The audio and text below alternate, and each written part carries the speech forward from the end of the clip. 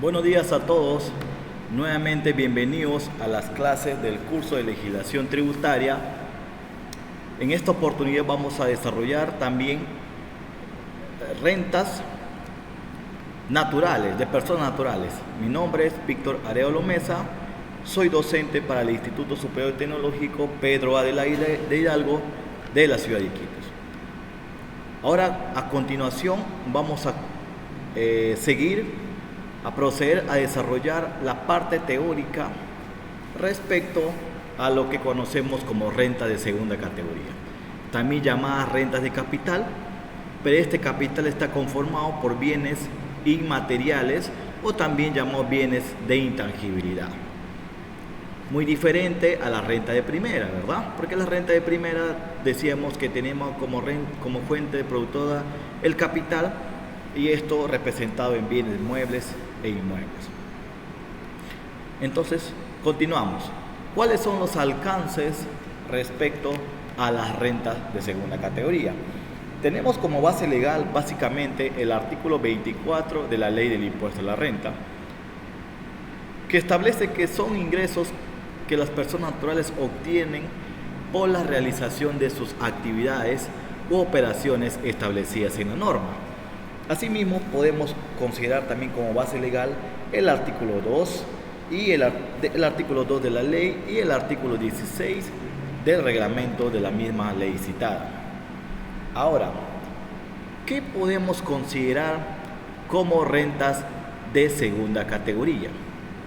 Y decimos que son rentas de segunda categoría las ganancias obtenidas por, en el primer punto, exactamente el artículo 24 de la Ley del Impuesto a la Renta no establece este orden, porque ahí hablamos de incisos, sino le he puesto en un orden, digamos, que de mayor uso, de mayor aplicación en la vida cotidiana.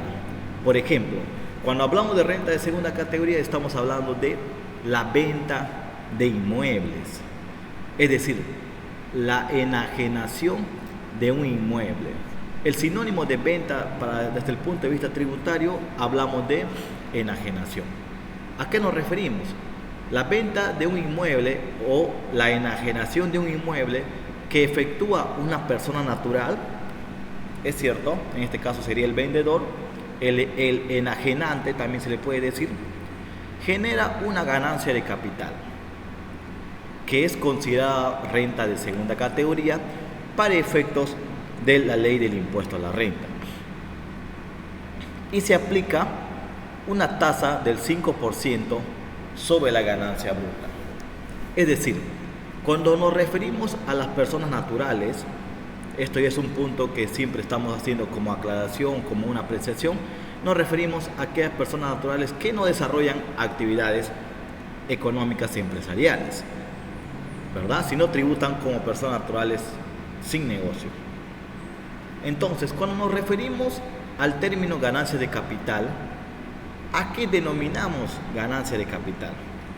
La ganancia de capital básicamente es un beneficio que se obtiene por realizar la venta del inmueble, es decir, por realizar la enajenación de un inmueble en comparación con su precio de adquisición.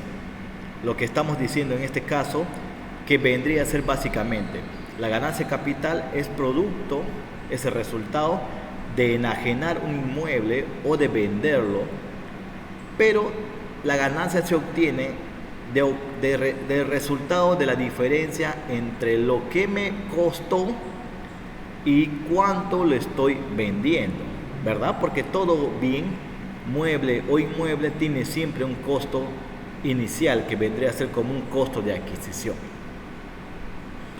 Pero también decimos que para aplicar el término ganancia de capital, tendría que ser donde el precio de venta sea mayor que el precio de compra, que el costo de adquisición.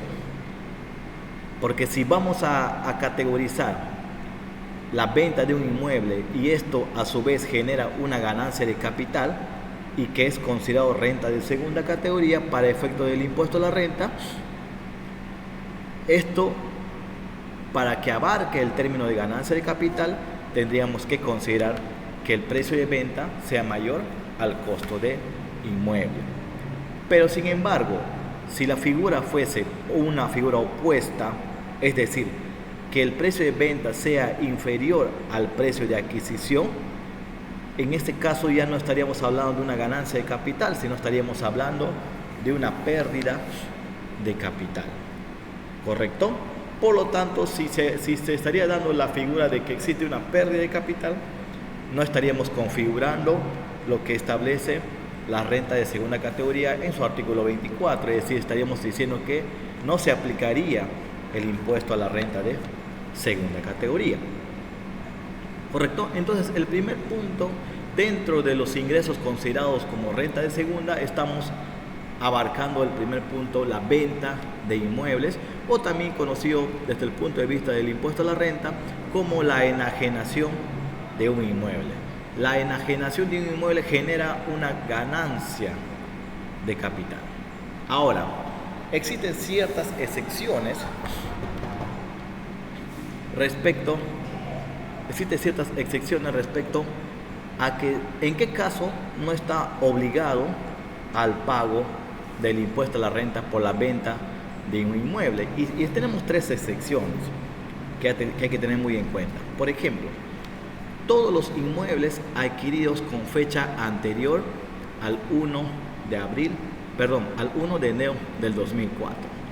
Es decir, en la primera excepción que no está obligada a pagar impuesto a la renta por la venta de un inmueble es que la casa que tienes o la propiedad que tienes, el inmueble, lo hayas adquirido, es decir, lo hayas comprado antes del 2004, la enajenación o la venta de ese inmueble no estará obligado al pago del impuesto a la renta de segunda categoría. ¿Correcto? Otra excepción que establece la norma es relacionado al caso de que el inmueble a vender califica como casa habitación. ¿Correcto? En estos casos, por ejemplo, estamos haciendo referencia a que se considera como casa habitación. Eso, por ejemplo, vamos a verlo en unos puntos siguientes. Dice, no debe entenderse como casa habitación, ya he adelantado una diapositiva, debe entenderse como casa habitación aquel inmueble ocupado que permanezca en propiedad del vendedor por lo menos 2 años y que éste no esté destinado exclusivamente a alguna actividad empresarial. Eso es un requisito para ser considerado una excepción y no está obligado al pago del impuesto a la renta de segunda categoría. Y la tercera excepción es cuando no exista ganancia de capital. Es decir, lo que acabamos de explicar en el punto anterior. Si deseo enajenar o vender un inmueble, pero el precio de venta es inferior al precio de adquisición, no genera ganancia de capital, por lo tanto, no estaría obligado al pago del impuesto a la renta de segunda categoría. Acá tenemos, por ejemplo, un pequeño cuadro que simplifica, que resume un esquema respecto al cálculo del impuesto a la renta de segunda categoría para el caso de enajenación de inmuebles, es decir, para el caso de la venta del inmueble. El primer paso es determinar la ganancia, lo que nosotros habíamos comentado en el punto anterior, determinar la ganancia de capital. ¿Qué vendría a ser la ganancia de capital? La diferencia entre el precio de venta menos el costo de adquisición del inmueble sujeto a venta. ¿Correcto? Al precio por el cual vende el inmueble debe restarle el monto que pagaste para adquirirlo en su momento, el cual debe estar actualizado a la fecha de venta, ¿verdad? Se aplica un índice de corrección monetaria al costo de adquisición. Y para el efecto de la ley de impuesto a la renta, eso lo conocemos como costo computable. La diferencia genera una ganancia de capital. ese monto considerado ganancia de capital, se le aplica una tasa del 5% sobre la ganancia obtenida y determinamos el impuesto a pagar de rentas de segunda categoría. ¿Correcto? Algunas apreciaciones seguimos. También hablamos que son considerados rentas de segunda categoría las regalías. ¿Qué son las regalías? Se considera regalía a todo pago o toda contraprestación que se realice por el uso o el privilegio de usar marcas, patentes, diseños o modelos, algunos planos, procesos, fórmulas secretas y lo que nosotros también conocemos como los derechos de autor, trabajos literarios, así como toda contraprestación por la cesión en uso de programas de instrucciones para computadoras, es decir, todo lo que tenga que ver con el derecho intelectual, experiencia industrial, ¿correcto? ¿Qué es una regalía? El pago en efectivo especie por el uso o la utilización de patentes, de marcas, de diseños, ¿correcto? De trabajos, derechos de autor, ¿verdad? Es decir, las personas que crean o componen músicas, canciones, crean algunas fórmulas, crean poemas, obras literarias. El pago o la contraprestación que ellos reciben por el uso, el privilegio de usar sus diseños, sus fórmulas, sus creaciones, se toma como un concepto de regalía y eso está sujeto a la renta de segunda categoría, ¿correcto? ¿Qué más tenemos como rentas de segunda categoría? Los intereses generados por la colocación de capital. Y este capital, por ejemplo, nos referimos a los intereses que perciben por cuentas de ahorro en entidades bancarias. Es considerado renta de segunda categoría. Y los aportes son los más representativos. Y los aportes sin fin previsional en la AFP. Es decir, estos aportes que se abonan o se colocan en los fondos de administración de pensiones privadas, pero no tienen un fin para en el futuro darse una pensión, sino básicamente sin fin previsional, es decir, sin fin a futuro. También están afectos a la renta de segunda categoría. ¿Qué más tenemos? Los intereses y cualquier ingreso recibido por socios de cooperativas como retribución por el capital aportado.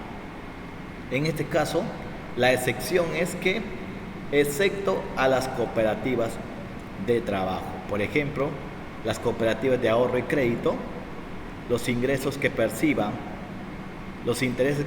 por las colocaciones de ingresos de los socios, la retribución del capital aportado está afecto a las rentas de segunda categoría.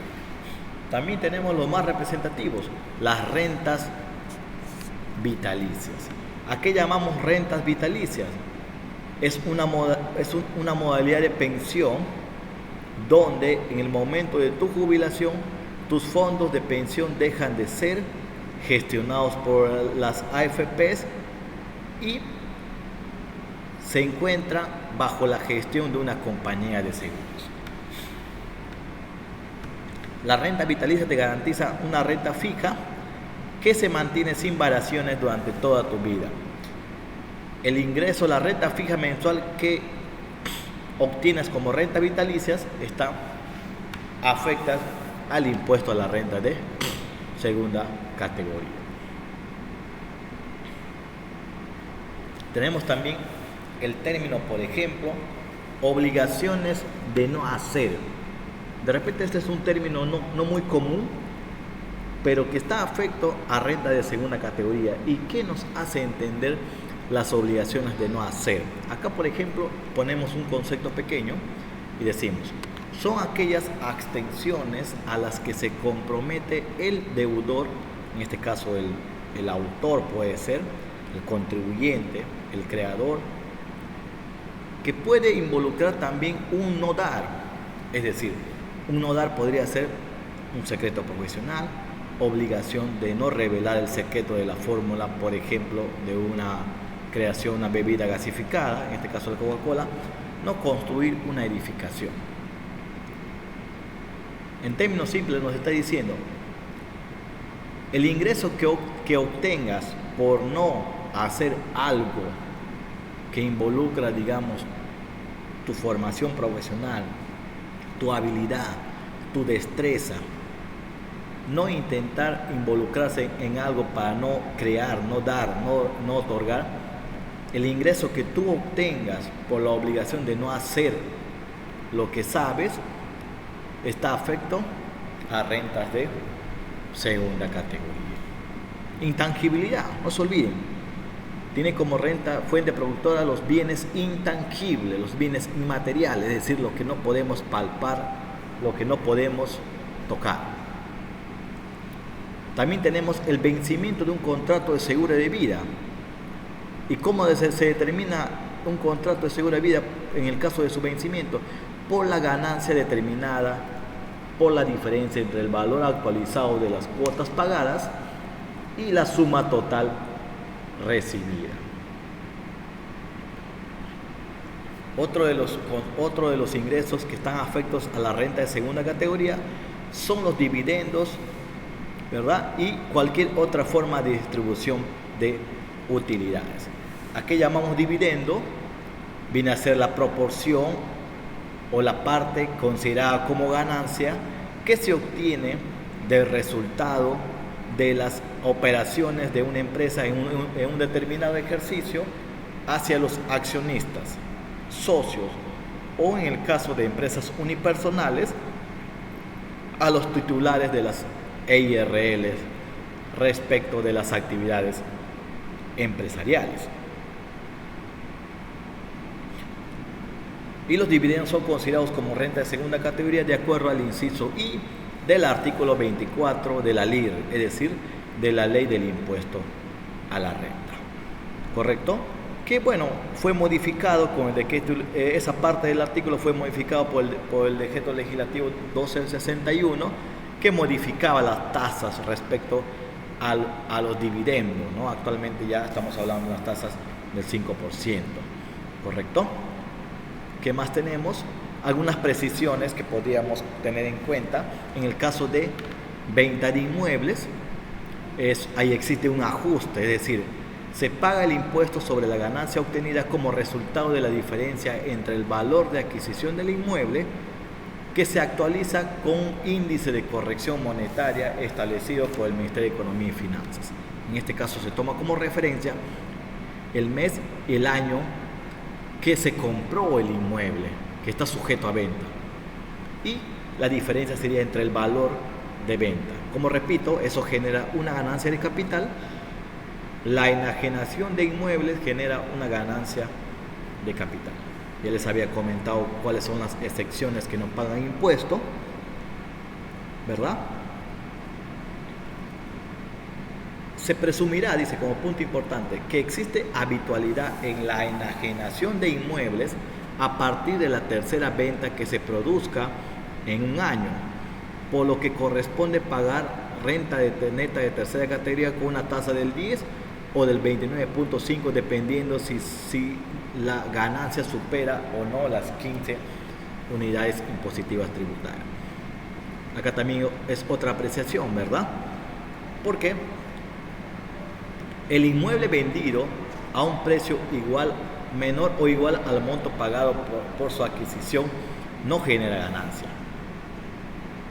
La venta constituye renta de tercera categoría cuando existe habitualidad en la venta. Cuando hablamos de habitualidad para efecto de las rentas de segunda categoría, estamos refiriéndonos a una persona natural que no ejerce actividades empresariales, pero que enajena o que desarrolla una venta de inmuebles, por lo menos, ¿verdad?, hasta 2 oportunidades en un año. Es decir, puede ser que tenga 2 inmuebles y vende los 2 inmuebles, está considerado como renta de segunda categoría.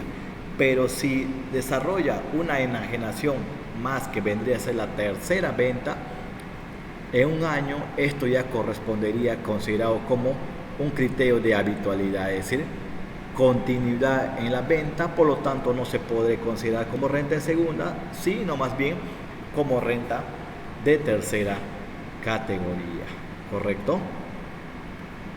Las apreciaciones en el caso de dividendos y otra forma de distribución de utilidades, es decir, paga impuesto la retribución al capital invertido, ¿correcto? Porque los dividendos son productos de la participación de los accionistas en el capital social de la empresa. Cada socio participanista o accionista o titular de empresas unipersonales participa en forma proporcional a la alícuota del capital, a la parte que les corresponde al aporte de un capital de empresa. Producto, es decir, o el rendimiento que genera dicho capital producto de la inversión. Asimismo, pagan las utilidades, pagan impuestos las utilidades que las personas jurídicas distribuyen entre sus integrantes. Estos pueden ser en efectivo o en especie, ¿correcto? Y lo que establezca básicamente la ley del impuesto a la renta. En el caso, por ejemplo, de otras rentas de segunda categoría como los intereses, regalías, derechos de llave, marcas, patentes, rentas vitalicias, obligaciones de no hacer, pagan impuestos los intereses generados por préstamos, los ingresos recibidos por regalías por derecho de autor, los ingresos recibidos por la cesión definitiva o temporal de derecho de llave, marcas, patentes o similares, y también los ingresos recibidos por el uso de una marca de un producto para venta en el mercado. No se considera habitualidad, por lo tanto, los perceptores de renta de segunda categoría no están en la obligación de emitir comprobantes de pago. Si se diese el caso de que quisieran emitir un comprobante de pago, se les extiende el formulario 820 para operaciones con no habituales, en la medida que esto sea, digamos, una relación una operación por única vez y no sea de manera reiterada, frecuente o una actividad muy acostumbrada. ¿Correcto? Y tenemos como última parte básicamente un esquema de una regla general respecto a cómo obtenemos la renta neta de segunda categoría. Por ejemplo, en principio determinamos la renta neta. ¿Qué tipo de renta de segunda categoría estamos aplicando? De repente es venta de inmuebles, de repente es regalías, de repente es distribución de dividendos, de repente son por derecho de autor, rentas vitalicias, intereses por préstamos, ¿verdad? A eso se le tiene que deducir a todo costo una deducción legal del 20% y se le aplica sobre la tasa de la renta neta un 6.25%. Pero este 6.25% no es aplicable en el caso de los dividendos, porque en el caso de los dividendos se aplica un 5% sobre el monto total. Entonces, eso sería, digamos, una pequeña explicación respecto a las rentas de segunda categoría, dando en cuenta las apreciaciones respecto al marco teórico. Continuamos con el desarrollo de los casos prácticos. Muchas gracias.